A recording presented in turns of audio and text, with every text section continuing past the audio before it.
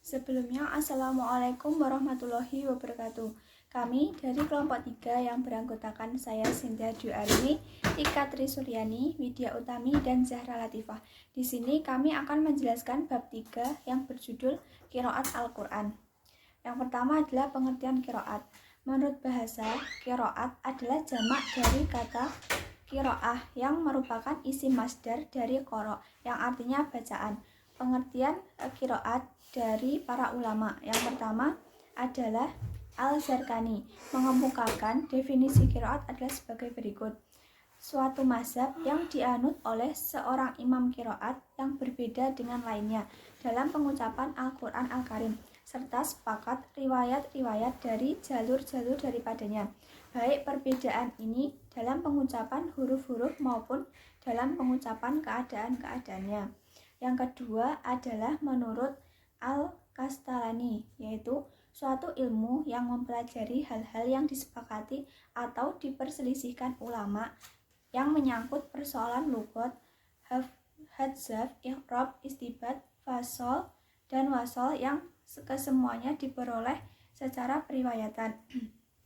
Yang ketiga menurut Az-Zarkashi, qiraat adalah perbedaan cara mengucapkan lafaz-lafaz Al-Quran, baik menyangkut huruf-huruf atau cara pengucapan huruf-huruf tersebut, seperti takfif meringankan, tatskil memberatkan, dan yang lainnya.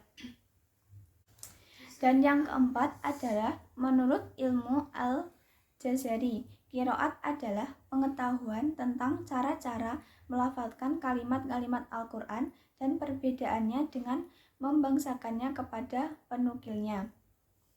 Dengan demikian, dari penjelasan di atas, maka ada 3 qiraat yang dapat ditangkap dari definisi di atas, yaitu yang pertama, qiraat berkaitan dengan pelafalan ayat-ayat Al-Quran yang dilakukan salah seorang imam dan berbeda cara yang dilakukan dengan imam yang lainnya. Yang kedua, cara pelafalan ayat-ayat Al-Quran itu berdasarkan atas riwayat yang bersambung dari Nabi, jadi bersifat taufiki, bukan ijtihadi. Yang ketiga, ruang lingkup perbedaan qiraat itu menyangkut persoalan lughat, hadzaf, i'rab, isbat, fasol, dan wasol. Perbedaan antara qiraat dengan tajwid. Secara bahasa, tajwid berarti al-tahsin atau membaguskan, sedangkan menurut istilah yaitu mengucapkan setiap lafaz Al-Quran sesuai dengan makhrajnya menurut sifat-sifat huruf yang mesti diucapkan, baik berdasarkan sifat asalnya maupun berdasarkan sifat yang baru.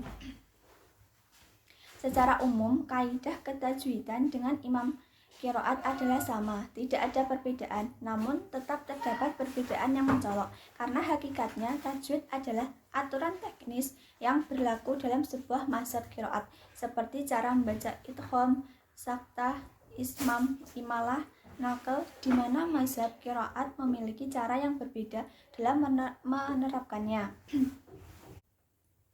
Dalam tajwid terkandung hukum bacaan yang bermacam. Namun, bagaimana kita mengetahui kalau mad, idgham, atau huruf bacaan lainnya jika tanpa dibacakan? Istilah pembacaan Al-Quran disebut juga dengan qiraat.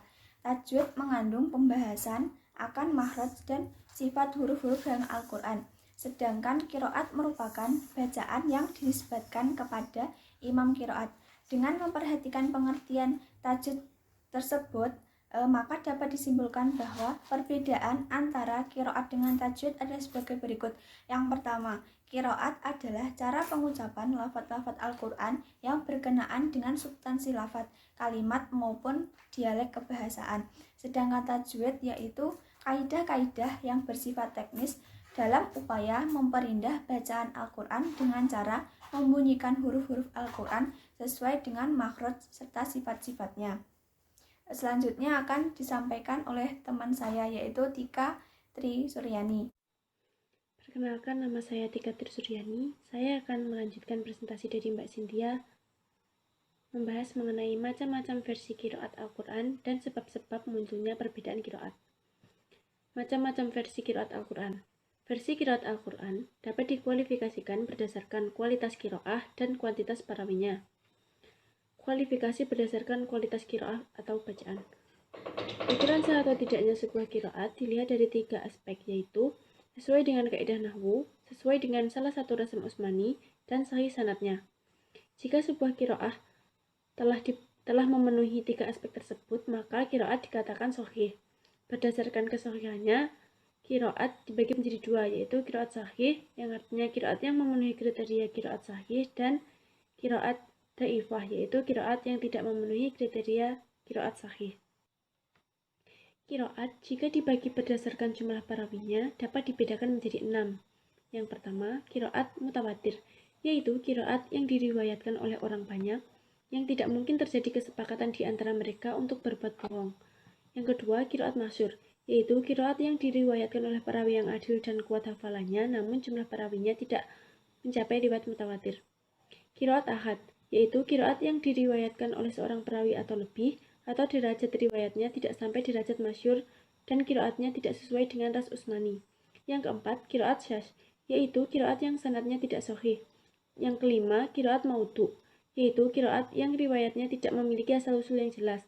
Dan yang terakhir, qiraat mudrot, yaitu qiraat yang pada bacaan Al-Qur'annya dimasukkan kalimat selain Al-Qur'an oleh perawinya dengan tujuan untuk memperjelas Al-Qur'an. Selanjutnya, kualifikasi berdasarkan kuantitas perawinya.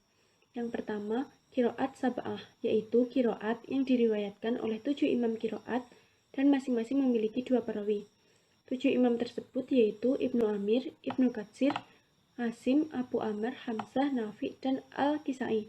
Yang kedua, qiraat asyroh, yaitu qiraat yang diriwayatkan oleh 10 imam qiraat, yaitu 7 imam pada qiraat sab'ah dan ditambah 3 lagi imam lain yang disandarkan kepada Ibnu Ja'far, Yaqub, dan Khalaf Ibnu Hisham.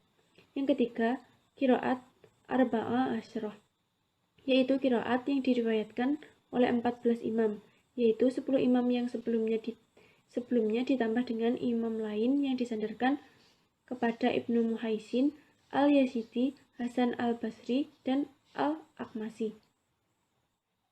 Selanjutnya, saya akan membahas mengenai sebab-sebab munculnya perbedaan qiraat Al-Quran. Di dalam Al-Quran terhimpun. Selanjutnya, saya akan membahas mengenai sebab-sebab munculnya perbedaan qiraat Al-Quran. Di dalam Al-Quran terhimpun ejaan-ejaan Arab. Setiap kabilah mempunyai dialek bahasanya sendiri-sendiri. Rasul tidak ingin mempersulit kaumnya dalam melafadzkan Al-Quran. Sebagaimana hadis Nabi Muhammad SAW, sesungguhnya Al-Quran diturunkan dengan 7 huruf, maka bacalah oleh kalian mana yang mudah. Hadis riwayat Bukhari. Abu Bakar berkata, setiap ujung ayat telah sempurna, selagi ayat azab tidak dibatasi dengan rahmat atau ayat rahmat dengan azab sebagaimana perkataanmu. Hadis riwayat Ahmad, hadis Abu Bakar Nafi bin Al-Haris. Sehingga dapat kita ambil kesimpulan bahwa penyebab munculnya qiraat yang berbeda-beda adalah untuk mempermudah bacaan Al-Quran dengan tetap memperhatikan dan mempertahankan maknanya. Assalamualaikum warahmatullahi wabarakatuh. Perkenalkan, nama saya Widya Utami. Di sini saya akan mempresentasikan tentang implikasi perbedaan qiraat terhadap penetapan hukum syar'i. Yang pertama, perbedaan qiraat yang berpengaruh terhadap istinbat hukum. Adapun perbedaan qiraat Al-Quran yang menyangkut ayat-ayat hukum dan berpengaruh terhadap istinbat hukum, misalnya Quran Surat Al-Baqarah ayat 222. Berkaitan dengan ayat tersebut, di antara imam qiraat 7, yakni Abu Bakar Syu'bah, Hamzah, dan Al-Kisai membaca yadhurna dengan memberi syiddah pada huruf ta dan ha, maka bunyinya menjadi syutahirna. Berdasarkan perbedaan qiraat ini, para ulama fikih berbeda pendapat sesuai dengan banyaknya perbedaan qiraat. Yang kedua, perbedaan qiraat yang tidak berpengaruh terhadap istinbat hukum.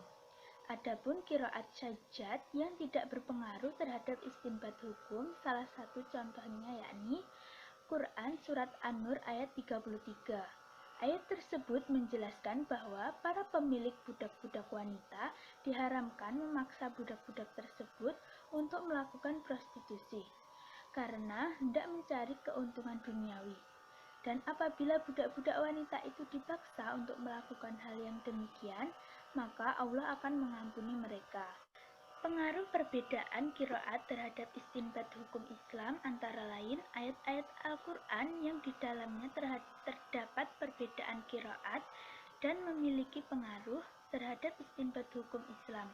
Walaupun jumlahnya relatif sedikit, tetapi dapat menambah keluasan dan keluasan hukum Islam. Di samping itu, dapat menambah dan memperkaya alternatif bagi kaum muslimin dalam memahami dan mengamalkan hukum Islam. Baik, selanjutnya saya akan mempresentasikan materi peranan tokoh-tokoh qiraat Al-Quran baik dari kalangan sahabat, tabi'in maupun tabi'at dalam perkembangan qiraat. Yang pertama adalah sahabat. Pada zaman Rasul sudah banyak sahabat yang ahli dalam ilmu Al-Quran. Setelah Rasulullah wafat, para sahabat itulah yang mewarisi ilmu Al-Quran dan mengajarkan kepada para penerusnya. Di dalam beberapa hadis juga dijelaskan tentang pujian Rasul kepada sahabat yang ahli dalam qiraat. Hadis tersebut antara lain diceritakan dari Abdullah bin Mas'ud bahwasannya Abu Bakar dan Umar memberinya kabar gembira bahwa Rasulullah bersabda, "Barang siapa yang ingin membaca Al-Quran dengan lemah lembut sebagaimana keadaannya ketika diturunkan, hendaklah ia membacanya dengan qiraat putra ibu hamba saya, Abdullah bin Mas'ud." Hadis riwayat Ibnu Majah. Sesudah Rasulullah wafat, wilayah kekuasaan umat Islam semakin meluas, sehingga banyak para sahabat berpindah ke wilayah yang baru dan menetap di sana. Para khulafaur rasyidin juga memerintahkan para sahabat ahli qira untuk mengajarkan qiraat di wilayah yang baru tersebut. Hal ini sesuai dengan yang diceritakan Ibnu Sa'ad dalam kitab Tobaqohnya, sebagaimana yang dikutip oleh Al-Rajihi bahwa ada 5 orang dari sahabat Ansor yang sudah hafal Al-Quran pada masa Nabi Muhammad masih hidup. Selanjutnya, di tempat yang baru itu mereka mengajarkan Al-Quran sesuai dengan qiraat yang mereka kuasai, sehingga di beberapa tempat terjadi perbedaan dalam hal qiraat. Pada masa sahabat ini juga muncul tempat-tempat khusus yang dipergunakan untuk belajar Al-Quran. Sesudah Rasulullah wafat, para sahabat tersebar ke penjuru daerah bersama dengan ekspansi yang dilakukan oleh umat Islam. Selain itu, ada juga para sahabat yang memang sengaja dikirim oleh khalifah untuk mengajarkan Al-Quran ke daerah-daerah tertentu. Selanjutnya yaitu masa dari tabi'in.